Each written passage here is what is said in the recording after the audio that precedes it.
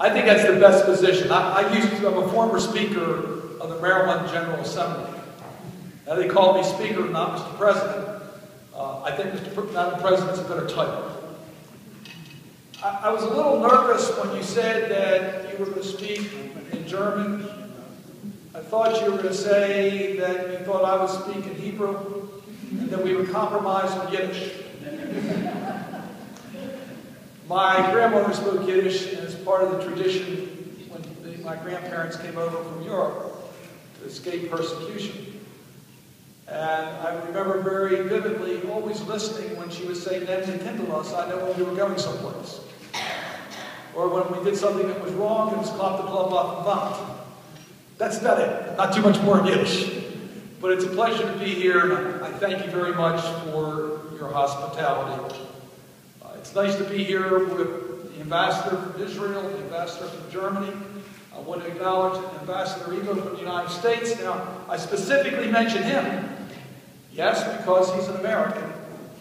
But more importantly, he lives in Maryland, so he can vote for me. So I want to make sure I acknowledge Ambassador Ego. I also want to acknowledge that we are in Vienna for the winter meeting of the OSCE. I chair the U.S. Helsinki Commission, which is best known for its human rights basket.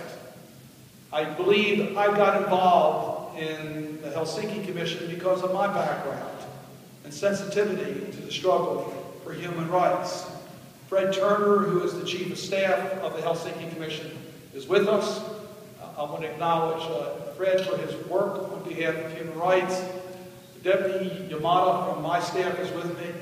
And then the most important partner that I have in the fight for justice and for the passion of politics, my wife, Myrna.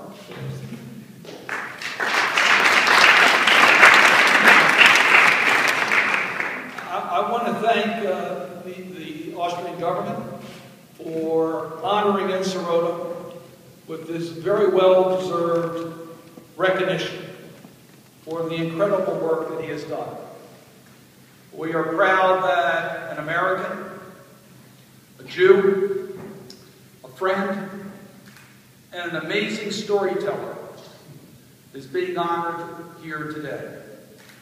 He's used modern technology to preserve Jewish memory.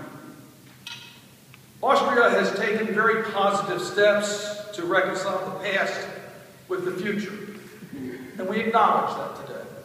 The National Fund for Victims of National Socialism, the Education Ministry, which has reached out for ways to account for the teachings of what happened during World War II, property restitution issues that you've taken up to deal with the return of property, including artwork, the Jewish Museum that preserves the history of Jews in this region, organizations within the Jewish community that help from the elderly to our children to preserve a Jewish community today in Austria. But more can and must be done. And that's where Serotta comes in Ed Serotta. Serotta is not only present here in Vienna, we know of their work in Belgrade, we know of their work in so many other cities in Europe, preserving memories through use of modern technology to tell a story. It's part of Austria that was lost during the Holocaust that's now being returned. Serotta saved a building block for the modern Jewish community. Myrna and I were here in 2010 and had a chance to meet with Serotta and see firsthand the videos, meet with 50 Holocaust survivors who told their story. It was an incredible moment for us. On the flight over, we came from Istanbul to Vienna just a few hours ago. We were in Istanbul again for Helsinki meetings.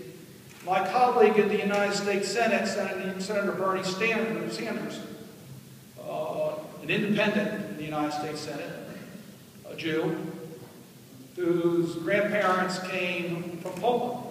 I was telling him what I was going to be doing here today. He was fascinated. He said, I remember my grandmother telling me of her experiences in Poland and how they were bakers and they made delicious bakery goods.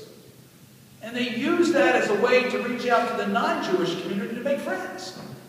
So I told Senator Sanders, I think he invented that at Jewish events we serve food in order to make friends.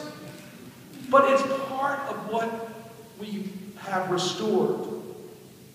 It's so important to tell what happened during World War II, the atrocities. It's important to tell about that. But it is equally important to learn about the good that was in the community. To learn about what was here. So we're not robbed of the richness of our background. I wish I knew more about my grandparents who came from Lithuania. We tried to find out a lot, and we found out a little, but as you know, sometimes people don't like to talk about their former communities. Serotta is making a difference by preserving that today. It's helping to restore a great part of the history of Austria and other communities of Europe. But it's also, as I said, providing the building blocks for the future Jewish generations to know about their past. And I do think you're making the world safer as a result of that. But the President and I had a chance to talk before coming in about problems that still exist in Europe today. We talked about the current circumstances in Hungary, where we've seen some very extreme elements. The Jobbik Party. Talk about Jews and the Roma population in ways that are reminiscent of what we heard during World War II. We need to be strong. We need to be able to speak out. And we need to humanize the communities of Europe. That's what Serotta does.